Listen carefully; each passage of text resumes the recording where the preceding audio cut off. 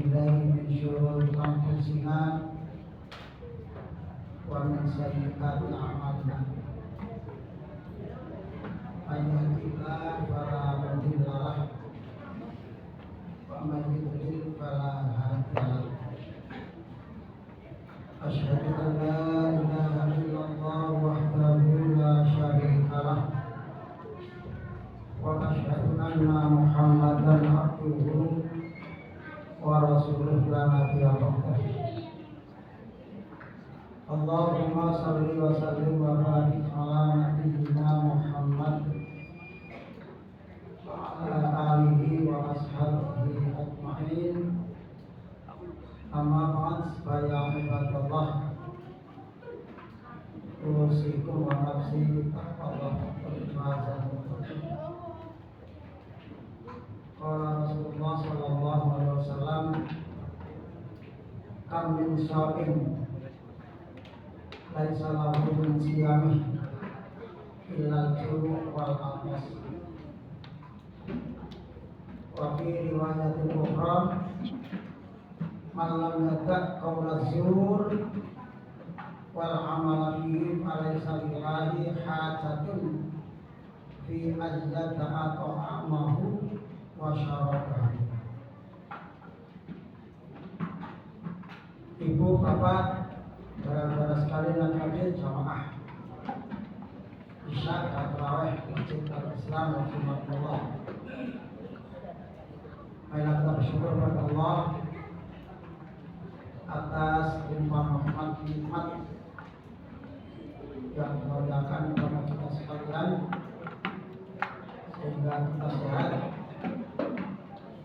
kita dapat melaksanakan serangkaian amal ibadah Ramadan ini, dan malam ini adalah malam yang kelima. Mudah-mudahan amal ibadah puasa kita diterima oleh Allah Subhanahu wa Ta'ala. Salawat serta salam semoga Allah tetap melimpahkan kepada kita Muhammad sallallahu alaihi wasallam. Bapak Ibu jamaah rahimakumullah, ini mumpung masih hari malam kelima, kesempatan ini saya akan menyampaikan puasa yang sia-sia, atau boleh dikatakan mari kita jauhi perbuatan ucapan yang menimbulkan puasa kita tidak bernilai.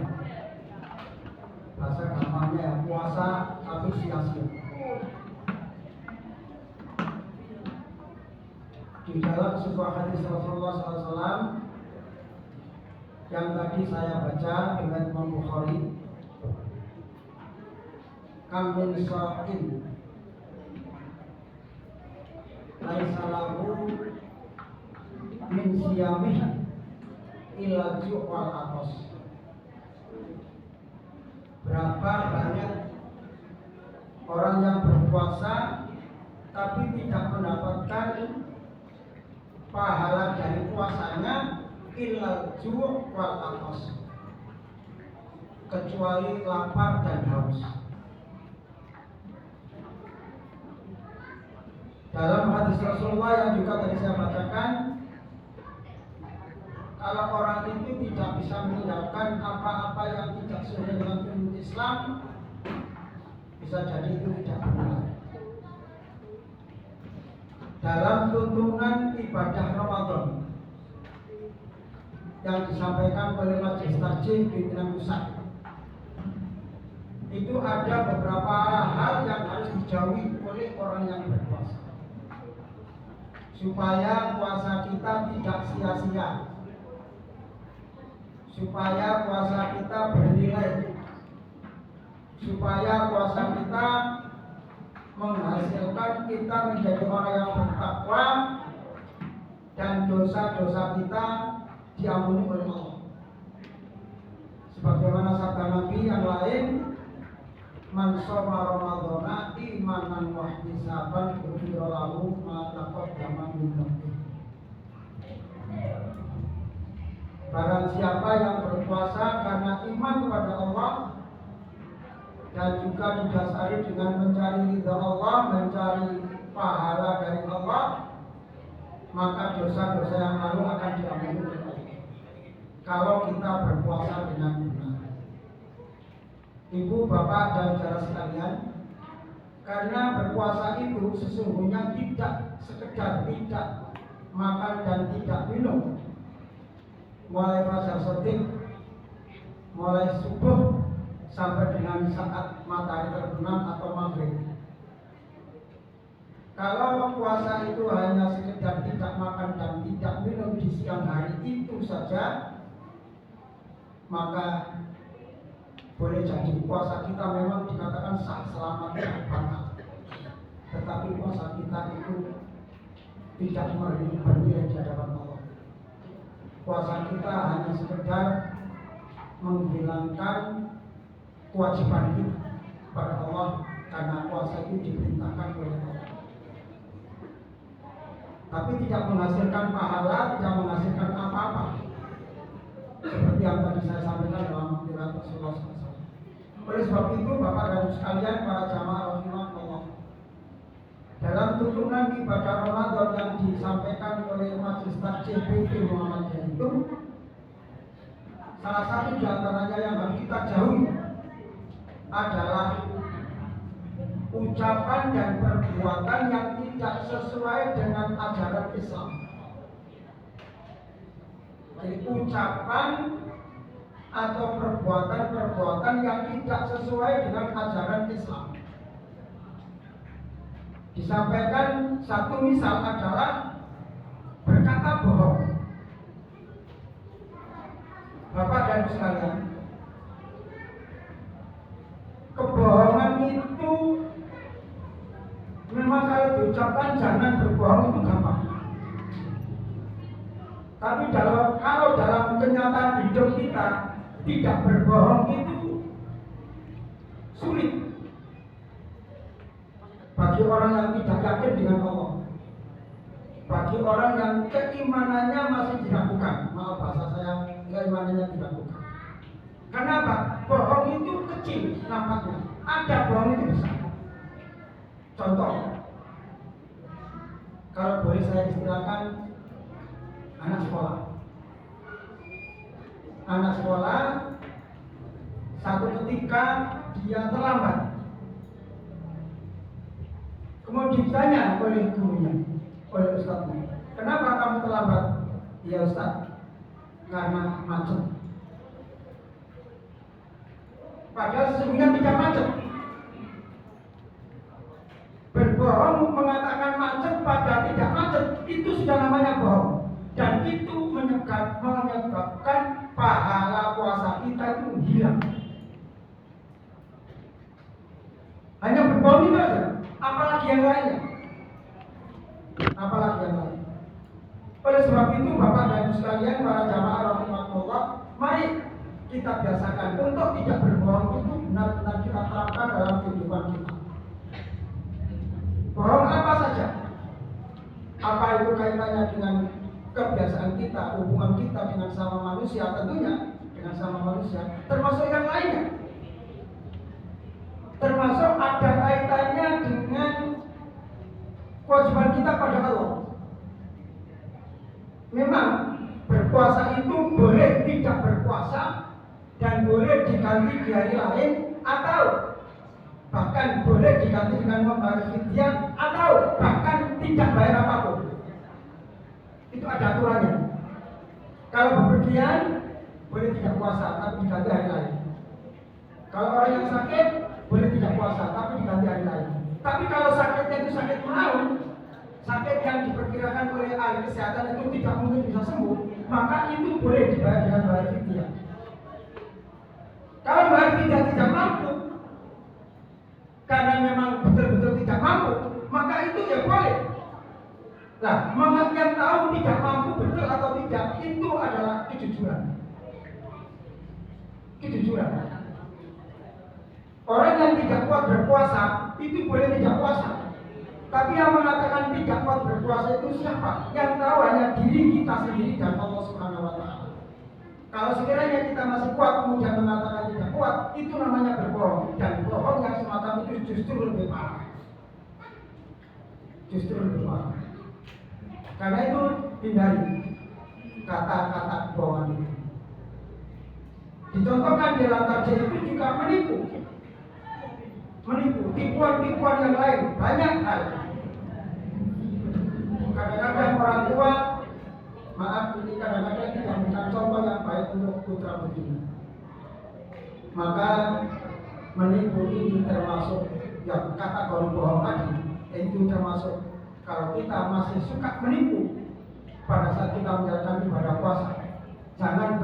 Jangan berpandangan kalau bohong itu di malam hari, kalau menipu di malam hari, apakah itu juga mengganggu puasa? Sama. Kalau makan itu memang kalau makan siang hari puasanya batal. Kalau makan di malam hari tidak batal puasanya. Tapi kalau kaitannya dengan masalah pahala, masalah keimanan, maka siang malam di bulan Ramadan ini kalau kita tidak bisa meninggalkan bohong, tidak bisa meninggalkan nipu, maka puasa kita sia-sia. Laisa lahu min siyami, tidak mendapatkan apa-apa dari puasanya illa ju'wat kecuali hanya lapar dan haus saja. Berkata kotor tidak macam-macam. Ada yang mesum, ada yang kata-kata yang tidak bagus, demikian pula mencaci maki orang. Bapak dan sekalian, sekarang ini maaf para ustaz, para pengasuh, ini saya sampaikan juga. Kadang-kadang kalau kita mengantarkan anak lomba, maaf, ini hanya sudah contoh. Satu saat anak kita tidak menang, kita ngomel. Sing diomel itu adalah jurinya. Juri apa itu? Dari mana itu? Anak wapi kok ini? Padahal juri itu sudah berbuat yang sebaik-baiknya. Itu masih banyak kalangan kita. Banyak kalangan ustaz-ustazah itu. Kalau saat lomba anaknya tidak menang, kalah, itu kadang-kadang ngomel, mencaci maki jurinya, mencaci maki panitianya dan seterusnya. Juri itu di mana? Kok gak ketok loro anakku dikalahno? Itu banyak terjadi. Dan yang semacam itu maaf, itu termasuk bagian dari puasanya sia-sia. Laisa bin siyamin, tidak mendapatkan apa-apa dari puasa. Bapak, Ibu, para jamaah rahmatullah, begitu pula fitnah. Fitnah ini luar biasa. Kalau pada masa sekarang ini fitnah ini, katakan kalau saya memfitnah seseorang pada saat saya berdiri di sini, maka fitnah itu yang mendengarkan fitnahan saya itu hanya berapa orang, katakanlah 50, 150 orang saat jamaah malam ini saja. Tapi kalau fitnah itu lewat media sosial yang saat ini lagi semarak, luar biasa.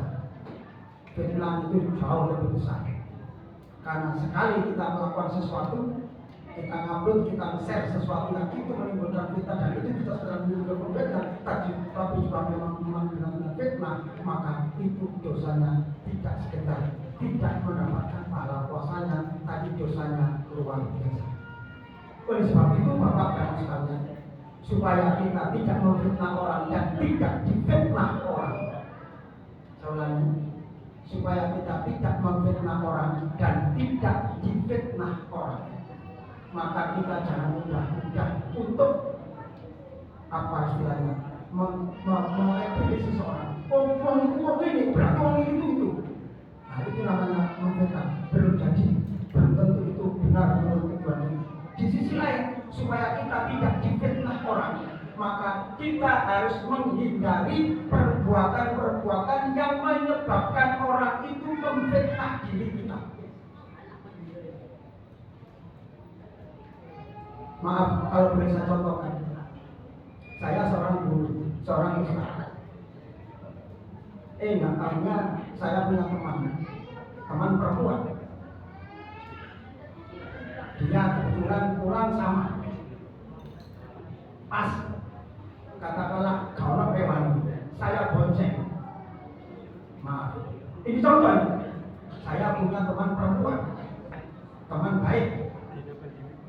karena dalam rangka untuk membantu dia agar pulangnya cepat. Lalu saya bonceng. Apa yang terjadi di mata orang? Loh, Pak Ahwan, bonceng mau itu.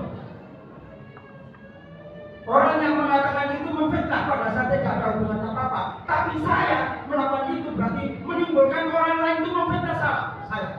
Kenapa? Karena saya bonceng perempuan yang tidak ada hubungan memfitnah. Ini bahayanya. Ini bahayanya. Karena itu Bapak dan sekalian, beda kalau orang itu naik grade itu rata-rata banyak naik grade. Tapi kalau tidak ada hubungan grade, kemudian kita membantu membonceng orang perempuan yang bukan ada hubungan dengan kita, maka orang lain ini akan menyebabkan memfitnah kita. Ini bahayanya. Bapak dan sekalian jamaah rahimahullah, demikian pula menipu dan lain-lain, termasuk berbuat gaduh, mengganggu orang lain. Termasuk kalau orang itu mengganggu orang lain, itu termasuk bagian yang dilarang, dan itu bagian dari orang itu akan tidak mendapatkan pahala pada puasanya kecuali lapar dan haus saja. Sebagaimana sabda Rasulullah yang diriwayatkan oleh Imam perawi hadis, malam yatak rasul, barang siapa yang tidak bisa mencegah ucapan-ucapan yang kotor, ucapan-ucapan yang tidak bagus, wal amal dan dia suka melakukan seperti itu, falaisa billahi hajatun, maka dia tidak akan mendapatkan apa-apa dari Allah dari hajatnya fi ayyata'a ta'amahu wa syarabah. Karena itu tidak perlu diperhatikan, tidak perlu dijadikan pedoman. Dia meskipun tidak makan dan tidak minum, maknanya meskipun dia berpuasa, maka itu tidak ada apa-apanya di sisi Allah Subhanahu wa Ta'ala. Bapak dan sekalian, mudah-mudahan yang masih kurang 26 hari, karena kita masih puasa 4 hari, mudah-mudahan puasa kita menjadi lebih baik, dan jangan sampai apa yang saya sampaikan tadi itu ada pada kita sekalian sehingga puasa kita sia-sia. Alhamdulillah, mudah-mudahan Allah meridai kita semua. Kurang mohon maaf. Nasallallahu wa barakatuh. Wassalamualaikum warahmatullahi wabarakatuh.